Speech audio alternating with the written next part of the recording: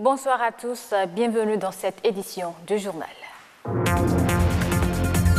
Comme tous les centres d'examen retenus pour la circonstance, le Collège d'enseignement général Sainte-Rita de Cotonou a abrité la composition des épreuves écrites du baccalauréat. À suivre le point de la première journée. L'autisme, maladie qui se manifeste par des troubles comportementaux. Elle se déclenche dès l'enfance, mais elle peut être traitée par une prise en charge.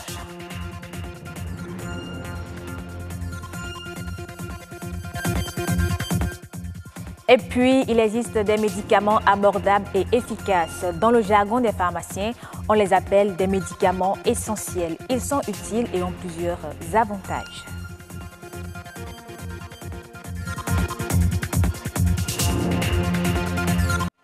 Depuis hier, les candidats composent la première phase des épreuves du bac. Malgré la pluie, les prétendants au premier diplôme universitaire ont rallié le CEG Sainte-Rita, un des centres de composition retenus sur le territoire national.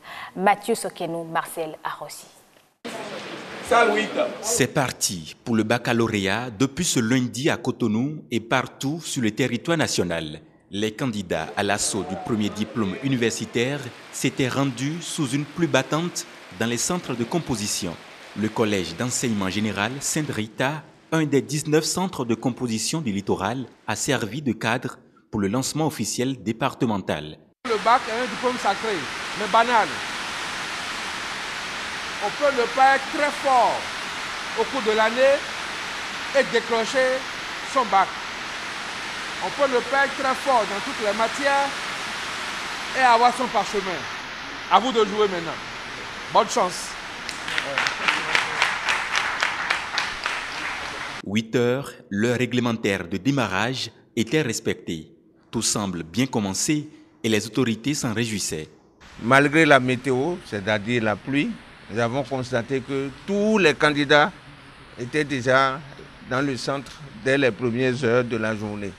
Donc c'est dire que notre souhait est que nous ayons de très bons résultats pour que l'année scolaire 2017-2018 soit définitivement positive. Je pense que tout est bon. Il faut remercier le directeur départemental, le ministre en charge de l'enseignement supérieur, le maire, tout le monde. Nous avons constaté que les dispositions sont effectivement prises. Et c'est avec beaucoup de nostalgie que je reviens ici parce que c'est ici que nous avons fait notre classe de terminale. Donc c'est avec beaucoup de joie que nous avons lancé malgré la pluie. C'est une bénédiction.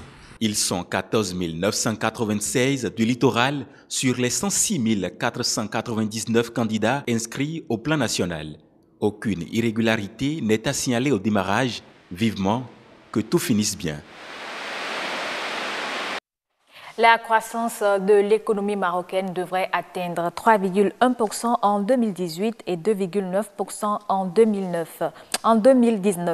Selon les prévisions du Haut Commissariat au plan HCP, l'organe national de la planification économique, le Haut Commissaire au plan Ahmed Alami, a indiqué que le secteur agricole devrait y contribuer malgré le retard des précipitations qui a caractérisé le début de la campagne 2017-2018. Il a indiqué que dans ce cadre, que la récolte des céréales devrait connaître une augmentation de 23% par rapport à la campagne précédente. La Banque africaine de développement va investir 10 millions de dollars, soit environ 5,5 milliards de francs CFA. Ce financement devrait être directement injecté dans le Fonds africain de garantie AGF, spécialisé dans le financement des PME sur le continent africain. Grâce à ce nouvel investissement, la BAD espère aider à élargir et à approfondir les systèmes financiers domestiques en Afrique. Connaissez-vous l'autisme? Vous en avez certainement entendu parler, mais sans en savoir grande chose. C'est un trouble comportemental un peu particulier qui se déclenche dès l'enfance. Comment se manifeste-t-il? Peut-on en guérir? Ce reportage que vous allez suivre vous apporte toutes les réponses. Malheureusement, on ne peut pas guérir de l'autisme. On ne sait pas exactement d'où ça vient. L'autisme, un handicap pourtant plus présent qu'on ne l'imagine dans la vie quotidienne. Un handicap perturbateur du comportement dont les différentes manifestations, variant d'un individu à un autre, affectent différentes facultés de l'homme. Ça atteint le langage, ça atteint les relations sociales, et vous allez voir une personne qui est comme toujours dans sa bulle, avoir des fois des gestes stéréotypés, avoir des comportements qu'on peut qualifier entre guillemets d'asocial parce qu'il n'y a pas de relation sociale. Mais par contre, ils peuvent exceller dans un domaine bien pointu. Ce trouble envahissant du développement de sources neurobiologiques survient généralement avant l'âge de 3 ans et se remarque beaucoup plus chez les jeunes garçons que chez les jeunes filles. Déjà, les manifestations, c'est avant l'âge de 3 ans, mais un enfant autiste qui vit un peu comme dans une bulle, et s'il n'a pas de stimulation très tôt, il va rester dans sa bulle et pas beaucoup de chances d'autonomie. Mais un enfant autiste sera un jeune autiste et un adulte autiste. Néanmoins, quand c'est un autiste de bas niveau, c'est-à-dire avec un retard mental, et c'est les plus nombreux, quand on regarde les autistes, 70% ont un retard mental. Des habitudes quotidiennes auxquelles les parents ne font pas attention peuvent se révéler des facteurs à risque pour les enfants. Aujourd'hui, avant même qu'un enfant ne puisse parler, on lui met un téléphone portable en main, on lui met une tablette en main, ou on le laisse trop longtemps devant l'ordinateur ou devant la télévision. Alors, de plus en plus, on remarque que certains enfants développent des comportements autistiques parce que trop tôt, on leur a mis ces outils dans la main, ce qui fait que ça entraîne souvent l'interaction sociale difficile. Et ça, je peux dire que pour prévenir ce genre de troubles, il vaut mieux ne pas laisser les jeunes enfants avec des téléphones portables, surtout quand ils ne sont pas encore en mesure de parler. Même si les recherches scientifiques ne permettent pas encore de prévenir ou de guérir l'autisme, il est possible d'atténuer ses effets si très tôt le mal est détecté et pris en charge. Et justement, une personne atteinte d'autisme nécessite une prise en charge. En la matière, il existe des spécialistes à qui il faut s'adresser. Écoutons les explications de la psychologue au micro de Hermance Aoun. Pour accompagner une personne autiste, il faut une équipe pluridisciplinaire.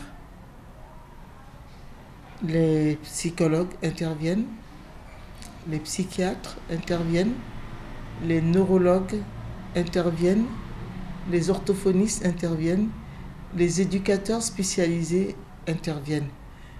Et surtout, il faut l'aider dans les activités de la vie quotidienne, beaucoup. Il faut également beaucoup de calme et de régularité, parce qu'un petit changement dans les habitudes peut perturber énormément une personne autiste. Et ce sont ces activités, en travaillant la cognition, en travaillant la sensorialité, en travaillant les activités de la vie quotidienne, beaucoup, et aussi essayer de...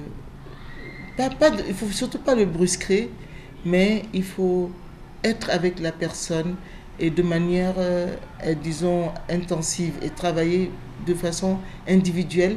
Parce que ce que vous pouvez essayer de faire avec un enfant, disons, Regina, sera très différent de ce que vous allez pouvoir faire avec Pierre. Et le connaître et, comme je dis, beaucoup de calme, beaucoup de régularité. Il y a certains autistes qui ne pourront pas supporter qu'on les touche.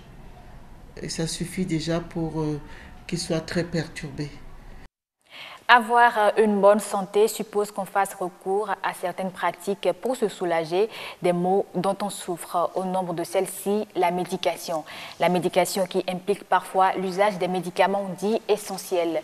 Louis Koupé-Medi est pharmacien. Il explique justement ce qu'on appelle médicaments essentiels, voilà, et aborde par la même occasion leurs avantages. Il est au micro de Axel Dancy.